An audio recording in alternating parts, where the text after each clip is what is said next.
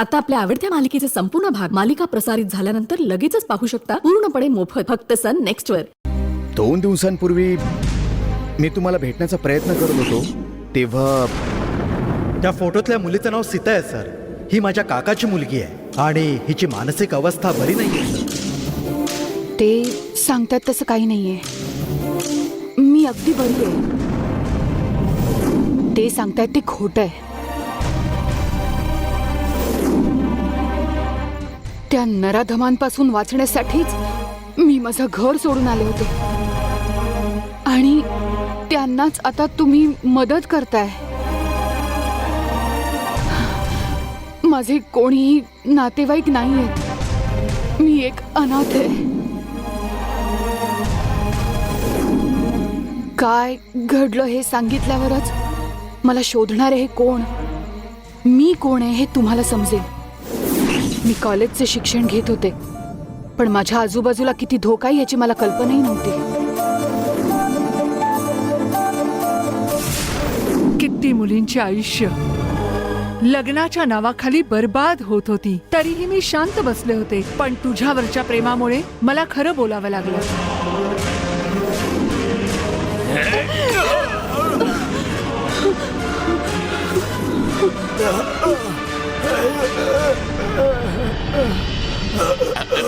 अरे दादा, अरे दादा, दादा काय झालं तुला दादा? अरे भाऊ, ते सीता सीता मला मारून पळाली रे. पकडा तिला, पकडा तिला.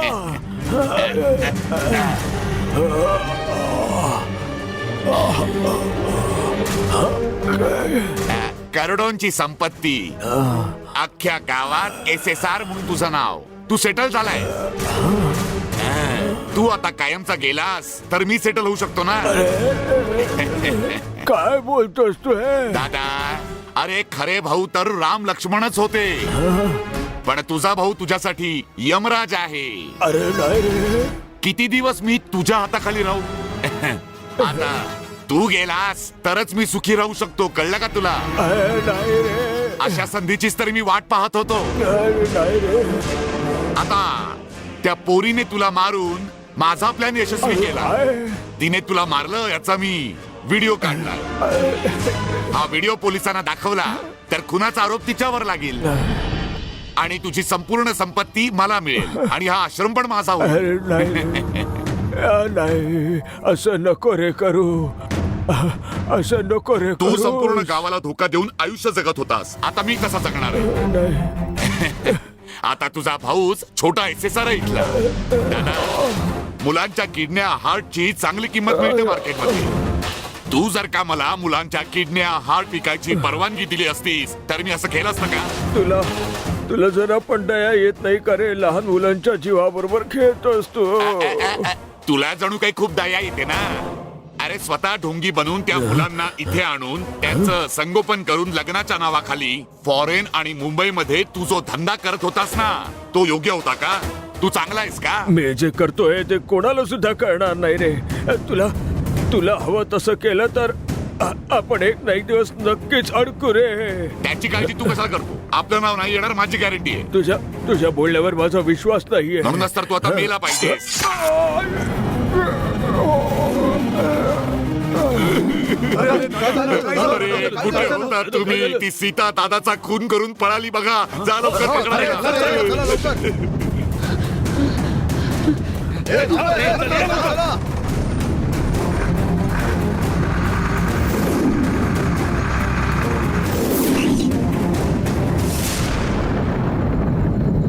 माझा काहीही दोष नाही.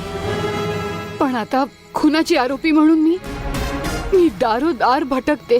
अरे रे, हे सगळं मला माहित नव्हतं म्हणून त्यांना फोन करून तुम्ही इथे असल्याचं मी त्यांना सांगितलं. ते जर इथे आले तर त्यांना काहीतरी सांगून परत पाठवा. ते येण्याआधी मी इथून निघते.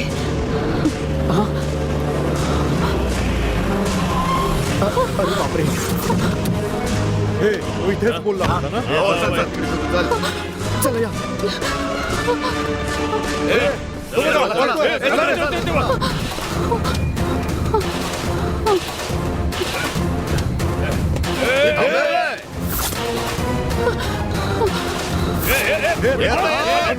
या तुझ्या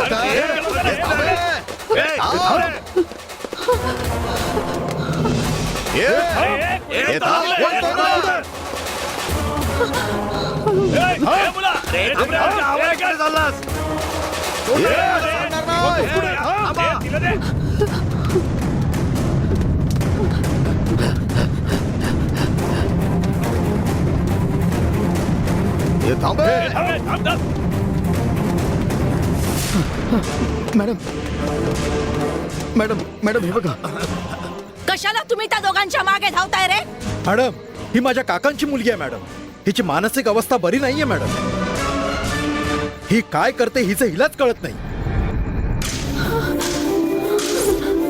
अहो ही मुलगी वेडी आहे. हिला आमच्यासोबत घरी पाठवा मॅडम. हे जे बोलतात ते खरं आहे का ग?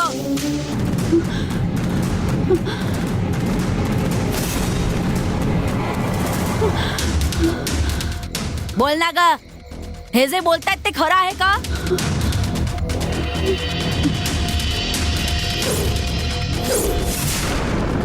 हे कोण आहे मला काहीच माहिती नाही. मॅडम मी सांगितलं ना मॅडम हिची मानसिक अवस्था बरी नाहीये म्हणून. आता हिच्या बाजूला हा कोण आहे ही ह्याला पण ओळखत नसेल. एकदा विचारून बघा तुम्ही.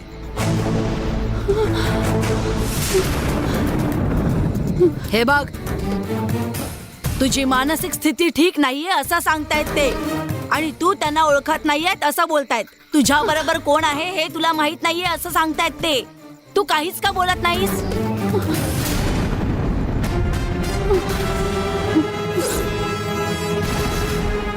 मॅडम या माणसाला आमची मुलगी ओळखतच नाही. याला अटक करा मॅडम आणि आमच्या मुलीला आमच्या सोबत पाठवा. तू अशी ठोंब्यासारखी उभी राहिलीस तर आम्हाला कसं कळणार हा कोण आहे ते नाही सांगणार का? आधी हा कोण आहे ते सांग. केव्हापासून विचारतोय ना कोण आहे ते बोल. हा माझा नवरा आहे.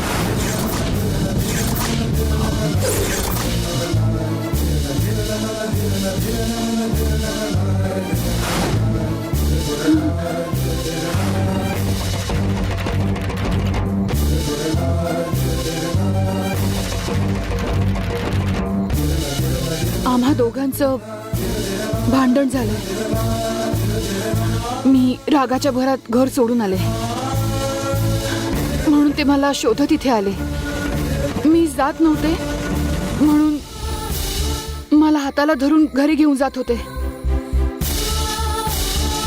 मला यांचा राग आला होता हो, म्हणून मी यांची कोणाशी ओळख करून देणार नाही असं सांगितलं होतं.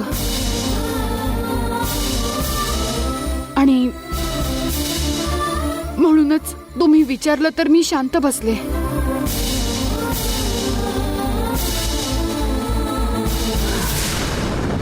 माझं आणि माझ्या नवऱ्याचं भांडण यांना कुठून तरी कळलं. हे लोक माझं अपहरण करण्यासाठी माझ्या मागे लागलेत. मॅडम खोटं बोलते ही. मॅडम हिच्यावर अजिबात विश्वास ठेवू नका. ही एक नंबरची खोटारडी आहे. ही मुलगी स्वतः सांगते की तो तिचा नवरा आहे.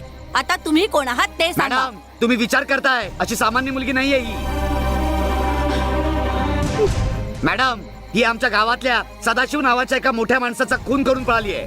खोटं वाटतंय तर विचारा तिला मॅडम. तिकडच्या पोलीस स्टेशनला हिच्या नावाने FIR झाले मॅडम. तिकडचे पोलीस हिला शोधतात मॅडम.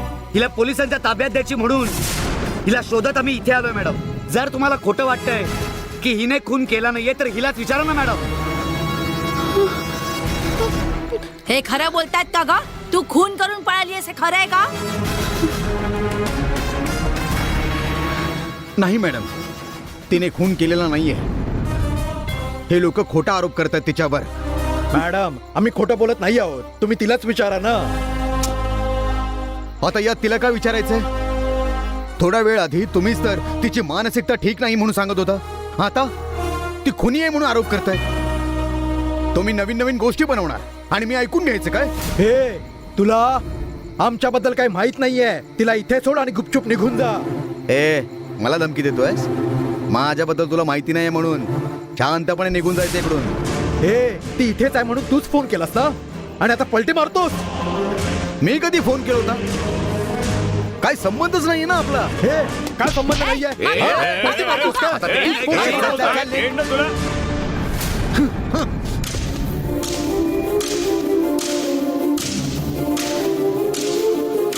मॅडम ही खुनी आहे आणि हा तिचा नवराच नाहीये. ही तुमची बायको आहे याचा तुमच्याकडे काय पुरावा आहे? आता हिला भेटला मॅडम हा. ह्याच्याकडे काय पुरावा असणार आहे? आहे पुरावा.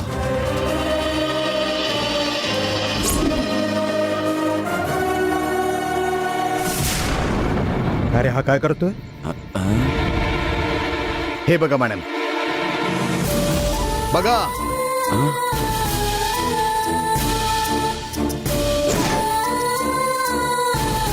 आमच्या दोघांचे एकत्र फोटो येतो.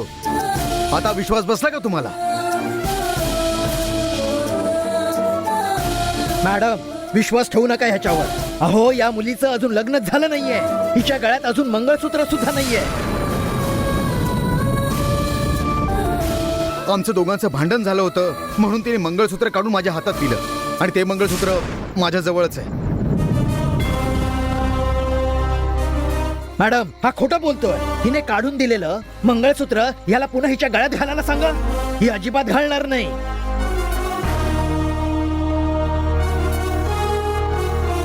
बायकोच्या गळ्यात मंगळसूत्र असणं हा नवऱ्याचा अभिमान असतो. तुमच्यावरच्या रागामुळे तिने ते मंगळसूत्र काढून ठेवलं असेल, पण तुम्ही ते असंच ठेवू शकत नाही. तिच्या गळ्यात बांधा ते.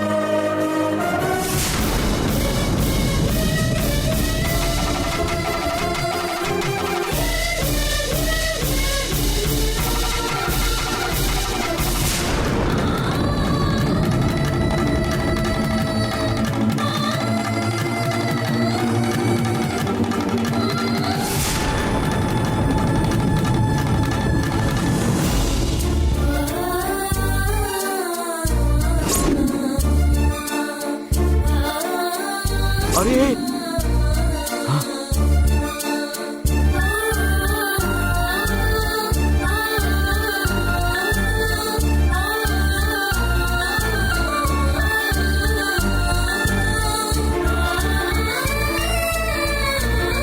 सुखी राहा बाळा.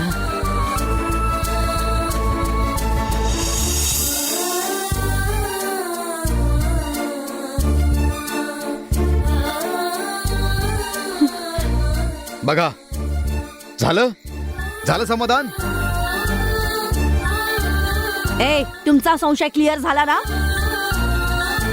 वेगळे झालेल्या नवरा बायकोंना तुम्ही एकत्र आणलत म्हणून मी तुम्हाला सोडून देते. आता त्यांना त्रास देऊ नका आणि यापुढे त्यांचा पाठलागही करू नका. चला निघा. मॅडम अहो ही खोटं मॅडम बोलतेय. तिच्यावर विश्वास ठेवू नका. ए, चला चला रे. निघा बोलले ना. ए चला रे चला. ए चला रे, काय तमाशा लावला इथे? चला निघा. आता यापुढे भांडण न करता एकत्र राहण्याचा प्रयत्न करा. चल गाडी काढ रे. चला बसा गाडीत.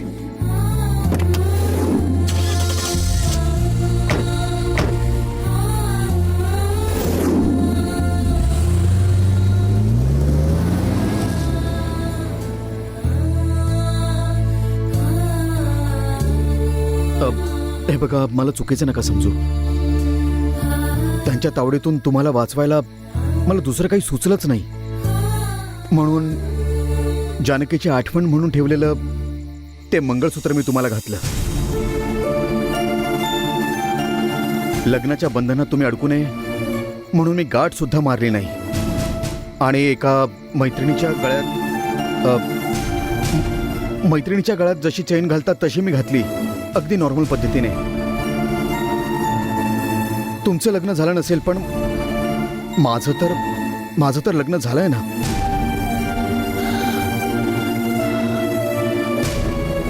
माझ्या कुटुंबासाठी जीभ ओवाळून टाकणाऱ्या गंगाशी मी दुसरं लग्न केलेलं आहे. माझ्या गंगासोबत मी लग्न तर केलं पण तिच्यासोबत संसार अजून सुरू नाही केला. कितीही समस्या असल्या तरी त्या मागे सोडून तिच्यासोबत नवीन आयुष्य सुरू करण्यासाठी आम्ही दोघं आता हनीमूनसाठी इकडे आलो होतो.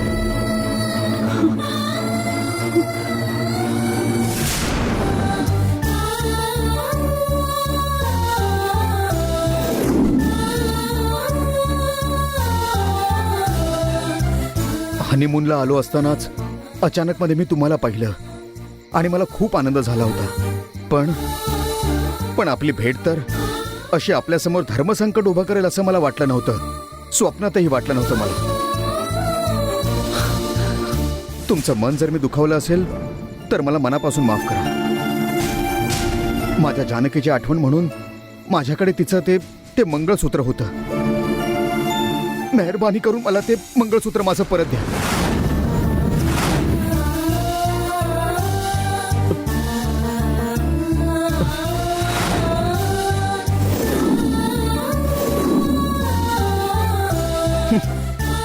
फारच हुशार आहात तुम्ही.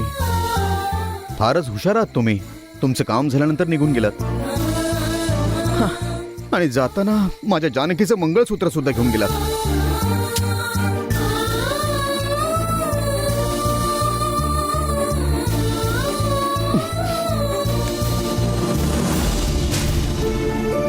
माझा एक बाळा, एखाद्या मुलीच्या गळ्यात मंगळसूत्र घालणं ही साधारण गोष्ट नाहीये. आता या परिस्थितीत त्याच्यासोबत असलीस तरच तू सुरक्षित राहशील. म्हणूनच भगवती मातेने तुमच्या दोघांची भेट घालून दिलीये बाळा. तू का त्याला सोडून आलीस? तू त्याच्या सोबत जायचं होतंस ना बाळा. जा तू.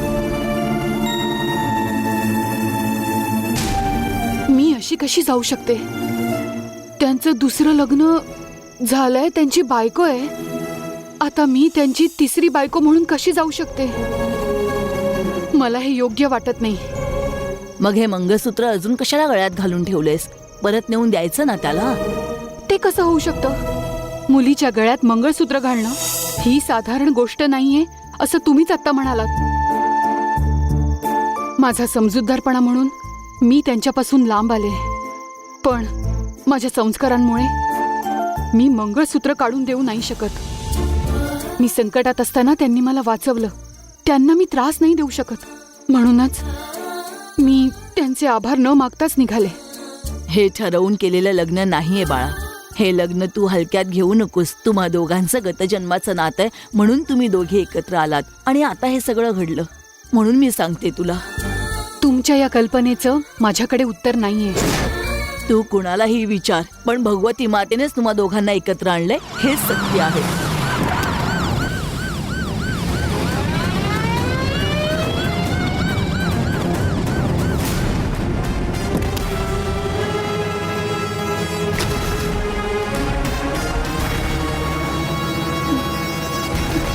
ए, तू इथे काय करतेस ग? ते मी तुझ्या नवऱ्यासोबत का नाही गेलीस? तुमच्या दोघांचं भांडण मी मिटवलं होतं ना ग. मग तरी सुद्धा एवढ्या रात्रीचं तू इथे काय करतेस? नाही, मी जाते. माझ्या शब्दांची काही किंमत आहे की नाही ग? मी पण तिला खूप समजावलं पण तिच्या डोक्यात शिरतच नाहीये मॅडम. आता तुम्ही समजावा तिला म्हणजे कळेल. तुम्ही हिला तुमच्या सोबत घेऊन जा. नाही, मी जाते ना. तू गप्पा गाडीत बस. तुला असं सोडलं तर गायब होशील. मी सकाळी तुला तुझ्या नवऱ्याकडे नेऊन सोडते, नाहीतर तू माझ्या घरी थांब. जा बाई, मॅडम सांगतायत ना, त्यांच्या सोबत जा. चल ग, ये गाडीत बस.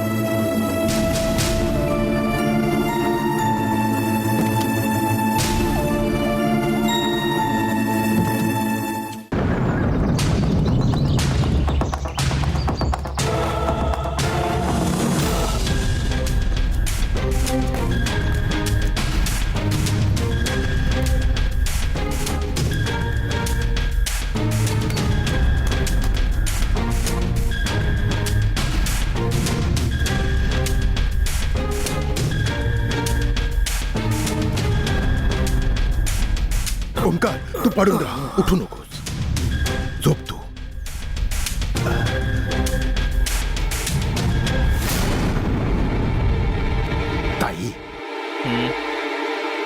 आम्हाला जरा तुमची मदत हवी आहे. तुम्ही महालात येता का? कशासाठी?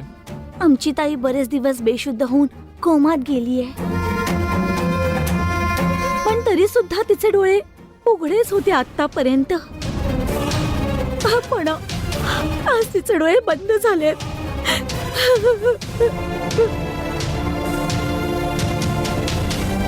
आतापर्यंत तर फळांचा ज्यूस, दूध असं सकस अन्न आम्ही तिला देत होतो, पण आज ती पाणी सुद्धा पीत नाहीये हो.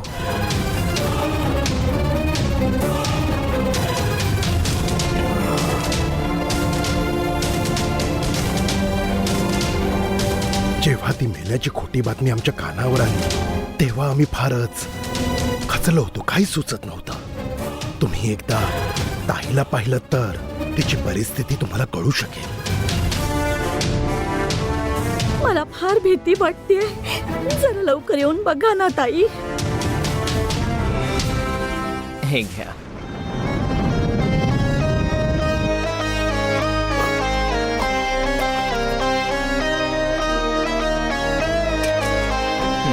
चला जाऊया.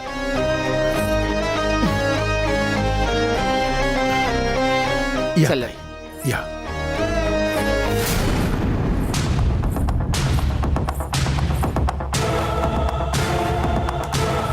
या ताई. बघा.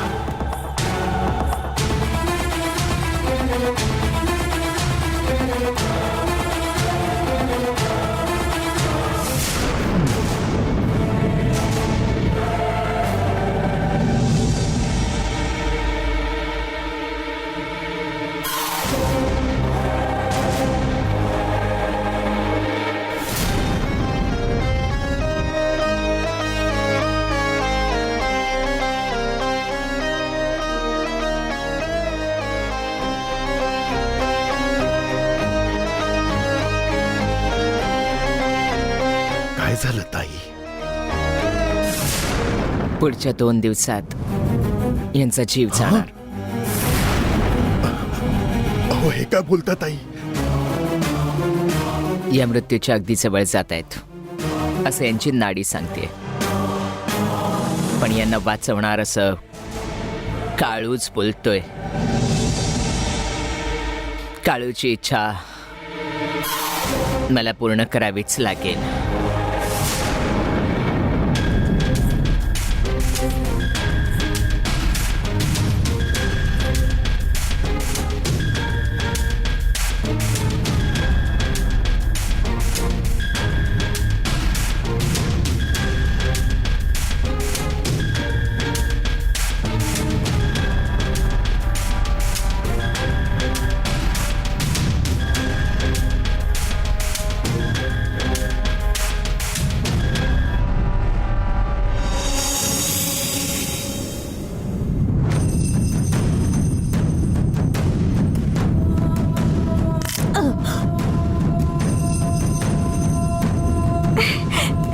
दादा,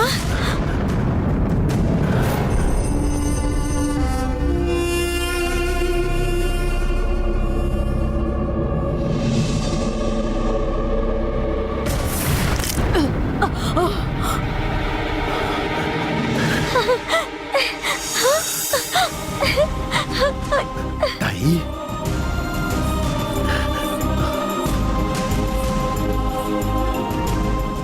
थोडं पाणी द्या.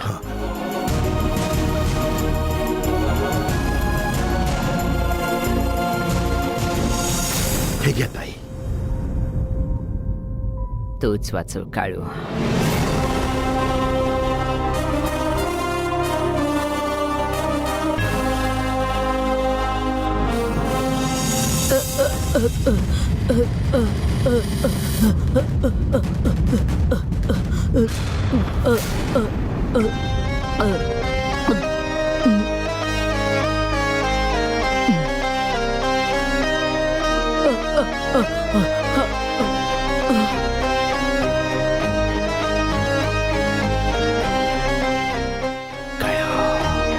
मी माझं काम केलंय. आता तुझं काम बाकी आहे. ते तू पूर्ण करेच. दादा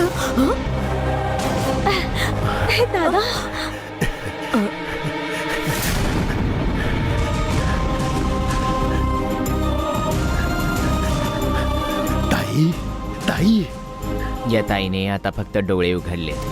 ती अजून पूर्णपणे बरी नाही झाली. डोळे उघडले म्हणून मला वाटलं की माझी ताई पूर्णपणे बरी झाली. काळू यांना लवकरच उठवून बसवेल. बेशुद्ध अवस्थेत असलेल्या माझ्या ताईला तुम्ही एवढ्या लवकर शुद्धीत आणलं. त्यांना तुम्हीच बऱ्या करू शकणार यावर माझा पूर्ण विश्वास आहे ताई. डॉक्टरांनी आशा सोडलेली असतानाही तुम्ही ताईला बरं केलं हे बघून आम्हाला तुमचा खरंच अभिमान वाटतो ताई. फक्त तिच्या पायाची नस दाबून तुम्ही माझ्या ताईचे डोळे उघडले. तुमच्या हाताला एवढा गुण असेल असं मला कधीच वाटलं नव्हतं ताई. याला हाताचा गुण नाही म्हणत बरं, याला मर्मविद्या असं म्हणतात. मनुष्याच्या शरीरात नसांचं फार महत्व असतं. डोक्यापासून सुरू होतात त्या पायापाशी येऊन संपतात. ज्यांना यांची माहिती असते ते कोणत्याही रोग्याला असाध्य रोगातून बरे करू शकतात. हे मी नुसतं ऐकून होतो, पण आज हे मी माझ्या स्वतःच्या डोळ्यांनी पहिल्यांदाच पाहिलं. तुमच्या सारख्यांमुळे मर्मविद्या जिवंत आहे हे बघून मला खूपच आनंद होतोय. पण मला अजूनही एक गोष्ट कळलेली नाहीये. ती कोणती? ठणठणीत असलेली माझी ताई सहज पाय घसरून पडली म्हणून तिची ही अशी अवस्था झाली याचंच मला आश्चर्य वाटतंय. ती खाली पडली म्हणून असं नाही झाले. मांत्रिक मर्मविद्येने त्यांच्यावर आघात केला गेला.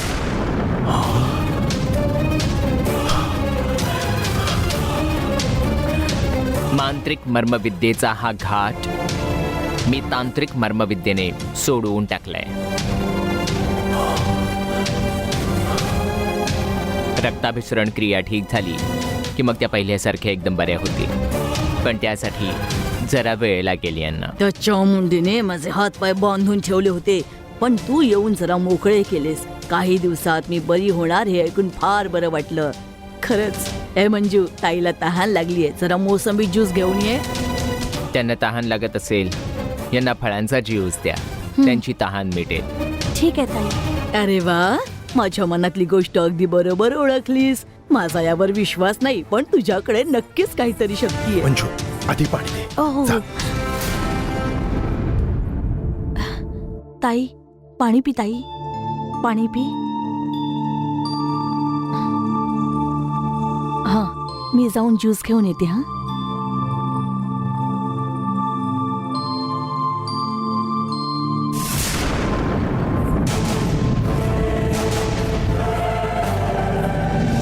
ताई, अहो जरा थांबा ना.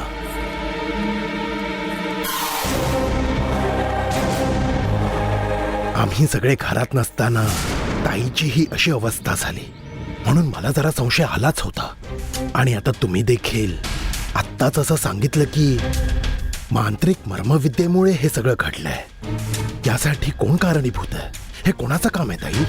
त्यांचं नाव सांगणं काळूच्या तत्वात बसत नाही. हे कोणी केलं हे कळलं तर आम्हाला यापुढे जरा सावधगिरी बाळगता येईल. जर काही वाईट घडलं तर सांभाळायला तो काळू आहे ना, तो बघून घेईल सगळं. माझ्या आजूबाजूला काय घडतंय हे मला कळलं पाहिजे ना. मेहरबानी करून सांगा ना ताई. आत्तापर्यंत जे घडायला नको ते सगळं घडलं. यापुढे जे घडायचंय ते घडेलच. तुम्ही नक्की काय बोलताय मला काहीच कळत नाहीये ताई. मला कळू शकेल असं काहीतरी बोला ना ताई. काळूवर विश्वास ठेव.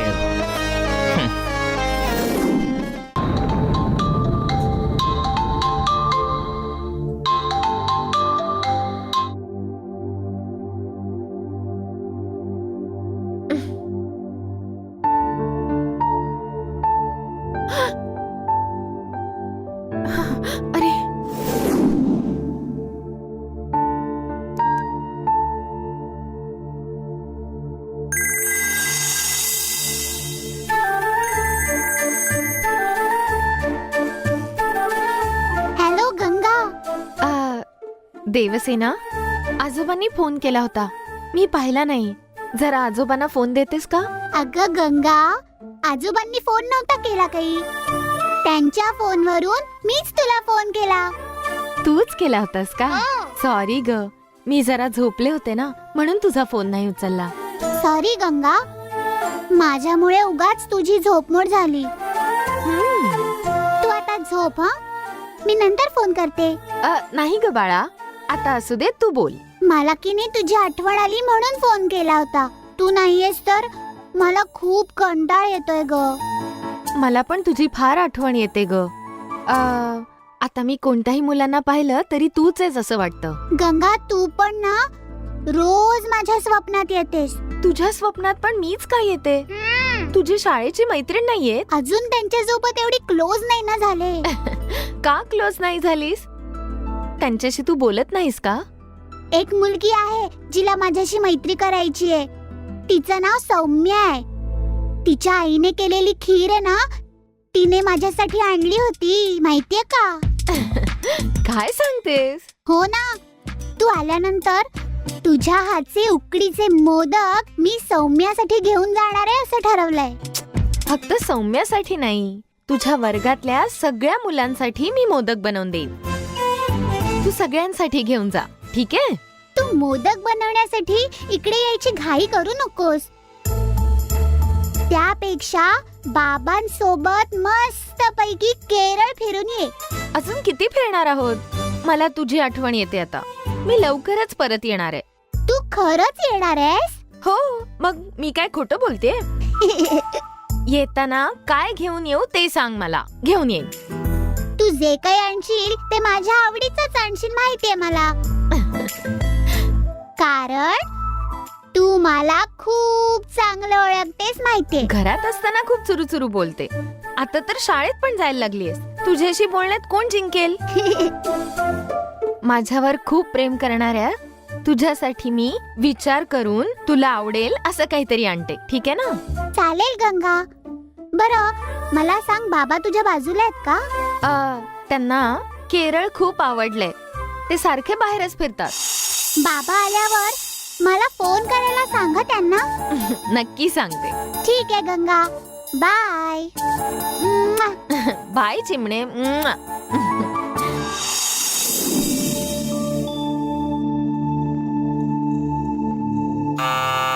कम in. Good morning good madam. Morning. तुमच्यासाठी नाश्ता आणू का? नाही, नाश्ता वगैरे नको, मला शॉपिंगला जायचंय. बरं, ह्या भागात छान कपडे कुठे मिळतील? इथे रविवारच्या बाजारात तुम्हाला सगळं काही मिळेल. Okay, thanks. Okay madam.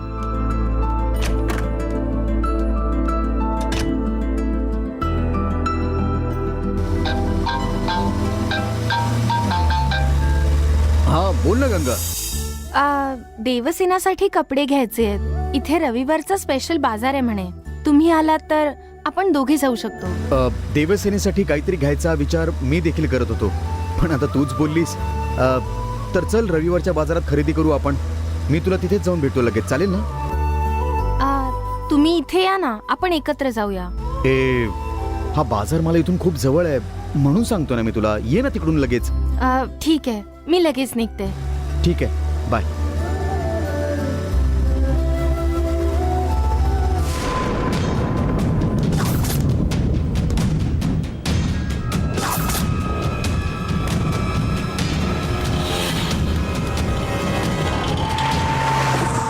जा. तेच आहे, गाड्यांच्या आवाजात तिचा आवाज कायमचा बंद करून टाका.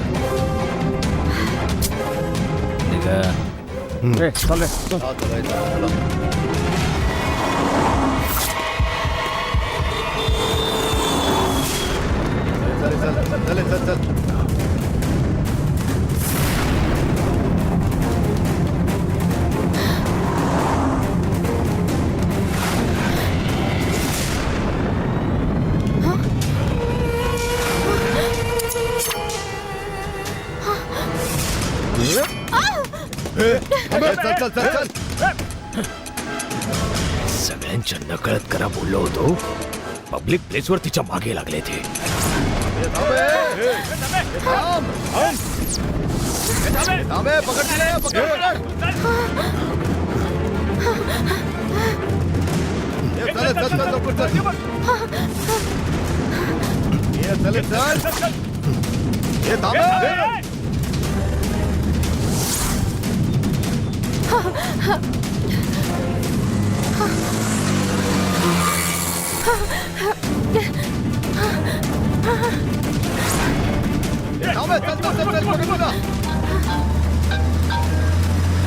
हा बोल ना गंगा. हॅलो, कोणीतरी मला मारण्याचा प्रयत्न करताय. हा गंगा, कुठेस तू आता? मी रविवार बाजाराच्या बाजूला आहे. तू अजिबात घाबरू नकोस गंगा, मी इथे बाजूलाच आहे. मला खूप भीती वाटते. तू घाबरू नकोस, मी आलोच, लगेच आलो. लवकर या. Hello hello Ganga.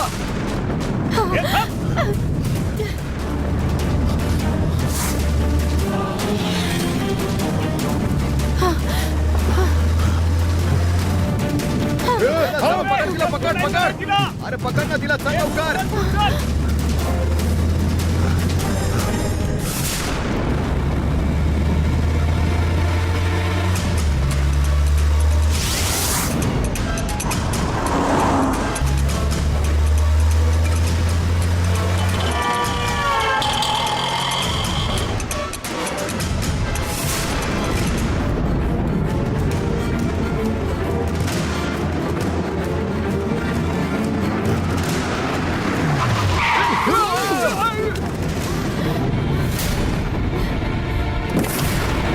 काय रे, कोण आहात तुम्ही लोक?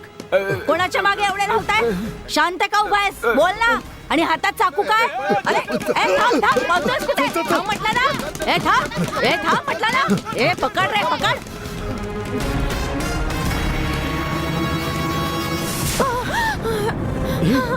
हे गंगा, हे काय झालं गंगा? रडू नकोस, मी आलोय ना. हे बघ गंगा, मी आलोय.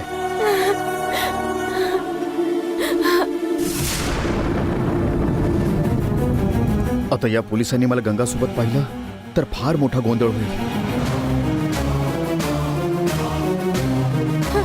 ते कोण होते मला माहिती नाही. अहो, पोलीस आले नसते तर त्यांनी आतापर्यंत मला मारलं असतं. चला, त्या पोलीस उभे आहेत ना, त्यांच्याकडे आपण कंप्लेंट करू. नाही, नको ना गंगा, सोडून दे ना. नाही का म्हणताय? आपण कंप्लेंट केल्यावरच पोलीस ऍक्शन घेतील ना. चला जाऊया. माझं ऐक ना गंगा, उगाच पोलिसांची लफडी नकोय. तुम्ही कशाला घाबरताय? कंप्लेंट करायची आहे तर आपल्याला चौकीत जावं लागेल ना. चौकशीच्या नावाखाली ते आपल्याला कोणत्याही वेळी बोलवतील. अहो, इथे आपण एकमेकांसाठी आलोय ना, मग आता ही लफडी कशाला? मग काय, असं सोडून द्यायचं का? तुला काही झालं तर नाही ना? मग सोडून दे ना विषय. चल जाऊया, चल.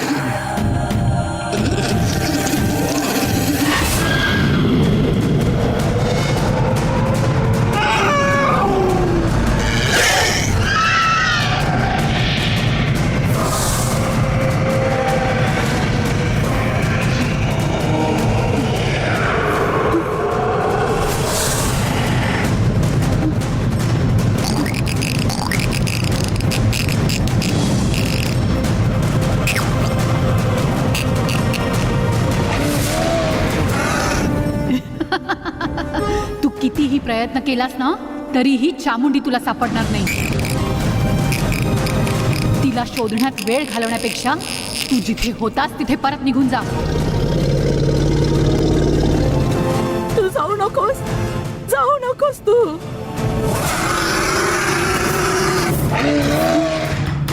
त्या आत्म्याच्या फोटो खाली गुलाबाचं ते फुल दिसतंय ना.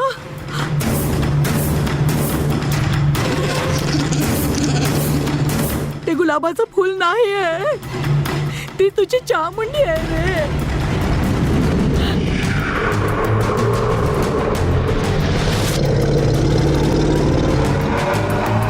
शैनायगी नावाची एक कुणीतरी आली आहे ना, तिनेच मला या फोटो खाली ठेवलंय रे. मला या गुलाबाच्या फुलातून बाहेर यायचं असेल तर मला गुफा देवीकडे जावं लागेल. मी असलेली हे गुलाबाचं फूल उचलून गुफा देवीच्या समोर नेऊन ठेव. बाकीचं सगळं मी बघून घेईन.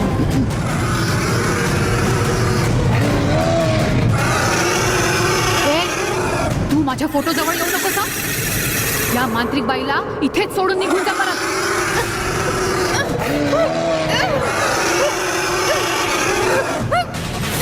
त्यातल्याचं काही एक ऐकू नकोस तू काला. मला इथून घेऊन जा.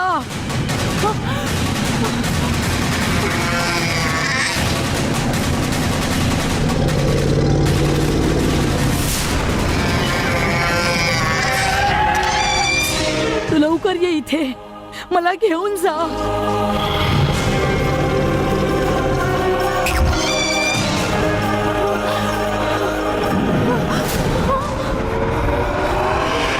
अरे देवा, ही आता तिला वाचवणार. आता ही पुढे काय करेल सांगता येत नाही. काळू, वाचव या संकटातून.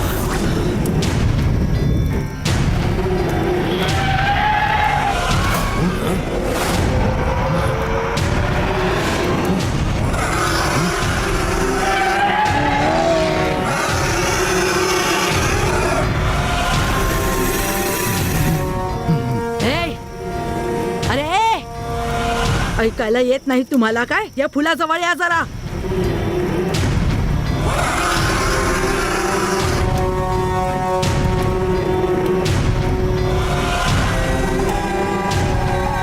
चामुंडी, गुलाबात कशी काय गेली?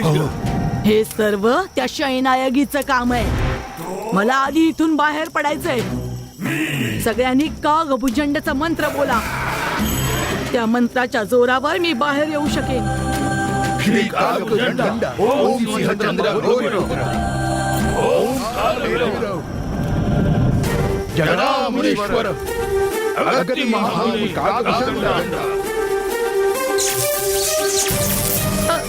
कालभुजंड सिंहचंद्र गोविंद कालभैरव कालभैरव. मी बाहेर आले. चामुंडी बाहेर आले.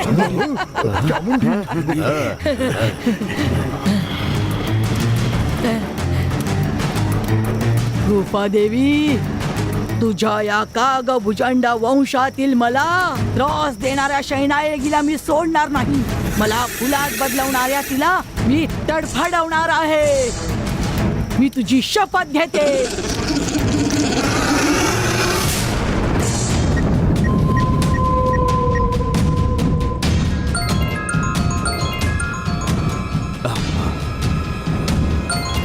अंबे माते.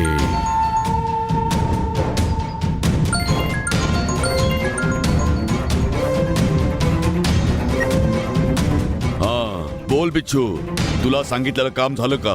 मी सांगितल्याप्रमाणे केलंस का? मी सर्व नीट केलं होतं स्वामी, पण शेवटच्या क्षणी सगळी गडबड झाली. काय झालं आता? गंगा एकटी असताना माझ्या माणसांनी तिला घेरून टाकलं. तिला मारणार इतक्यात एक घटना घडली. पोलिसांनी मध्ये येऊन सगळा गोंधळ घातला, त्यामुळे विस्कटलं. काय बोलतोस तू हे? ते हे काम तू नीट करशील म्हणून तुला विश्वासाने दिलं होतं ना, पण तू ही अशी गडबड केलीस. मी तुमचं काम पूर्ण नाही केलं याचं दुःख आहे मला स्वामी.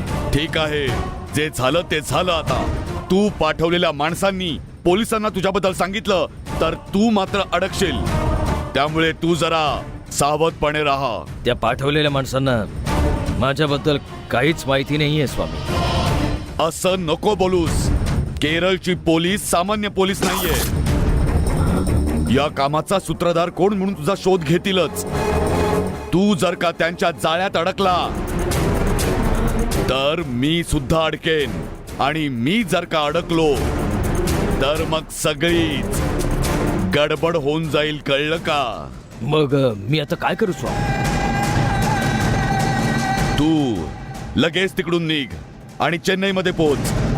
पुढे काय करायचं ते मी नंतर सांगतो तुला, ठीक आहे? ठीक आहे स्वामी, मी आजच चेन्नईसाठी निघतो स्वामी. हम्म.